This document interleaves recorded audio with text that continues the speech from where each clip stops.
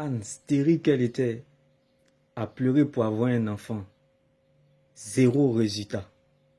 Bien-aimé, mais quand Anne est rentrée dans le bon combat de la foi et elle a commencé à pleurer pour les choses, pour les intérêts de Dieu, bien-aimé, la Bible déclare, Anne a reçu son Samuel par miracle.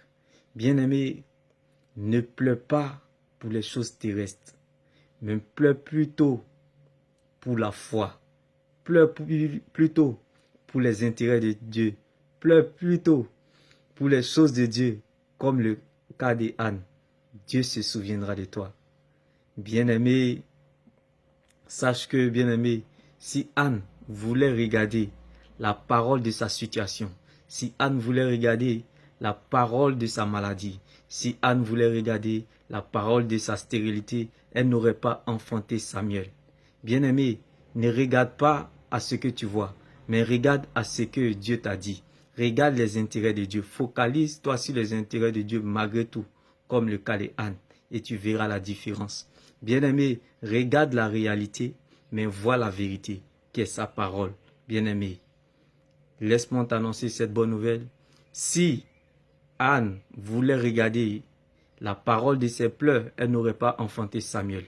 Si Sarah voulait regarder la parole de sa douleur, elle n'aurait pas enfanté Isaac. Si Élisabeth voulait regarder la parole de la honte, elle n'aurait pas enfanté Jean-Baptiste. Si Rebecca voulait regarder la parole de sa tristesse, elle n'aurait pas enfanté des jumeaux, Jacob et Ésaü.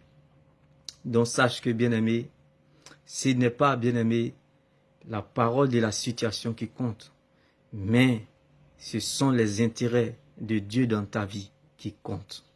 Et sache que tu as plus de valeur que ce que tu vis, que ce que tu traverses, que ce qu'on te fait, ou ce qu'on pense de toi, ou ce qu'on dit de toi. Sache que, bien-aimé,